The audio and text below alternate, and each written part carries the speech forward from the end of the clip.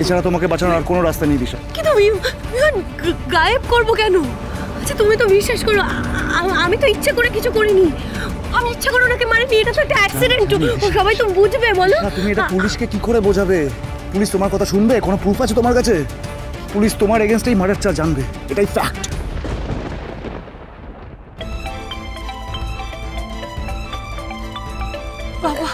এখন একদম ধরবে না, এখন একদম ধরবে না, প্রবলেম হয়ে যাবে দিশা। দিশা প্রবলেম হয়ে যাবে। না এখন কিচ্ছু বলার দরকার নেই, আমি বলছি তো।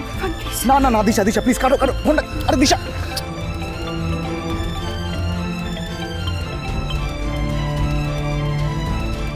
হ্যাঁ হ্যালো।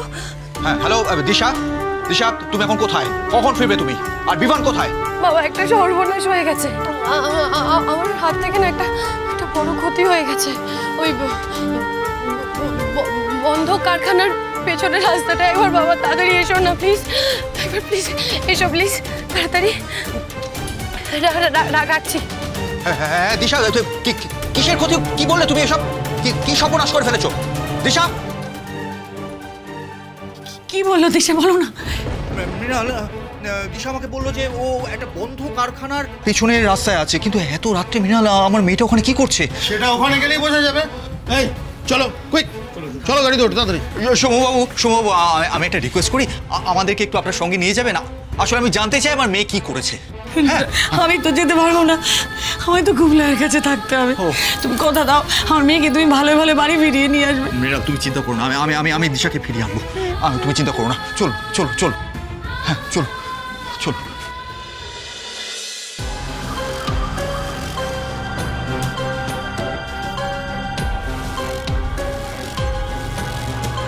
এছাড়া কে এখানে কি করছে? কে খবর দিল ওকে? আমি ইচ্ছা করে করিনি।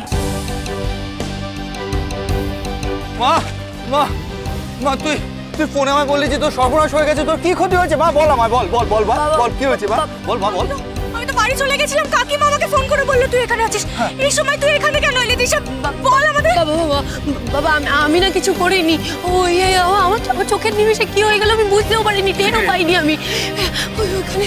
আমার বল না, খুলে বল না কি হয়েছে, কি হয়েছে? একটা অ্যাক্সিডেন্ট হয়ে গেছে। অ্যাক্সিডেন্ট?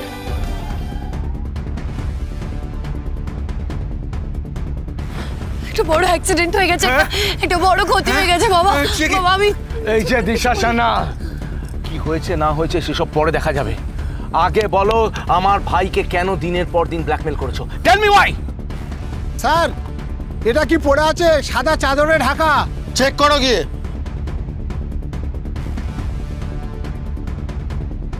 এটা তো ডেড বডি, মুখ দেখে চেনার উপায় নেই। এই মেয়েটা গাড়িটাকে নিয়ে লোকটাকে পুরো উড়িয়ে দিয়েছে, তো ক্রিমিনাল।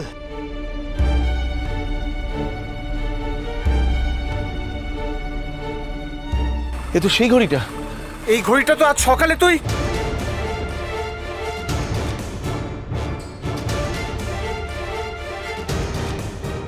শালো শালো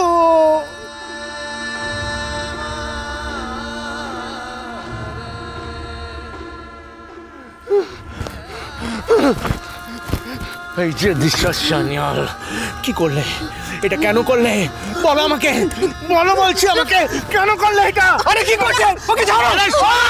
বাবা কেন করলে এটা? কেন মেরে ফেললে আমার ভাইকে? কি করেছিল বলো আমাকে।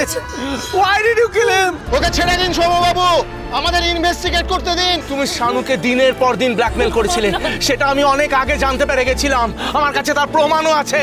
এবার যেই দেখলে যে তুমি ধরা পড়ে যাবে, একেবারে ঠান্ডা মাথায় আমার ভাইকে খুন করে দিলে, মেরে দিলে।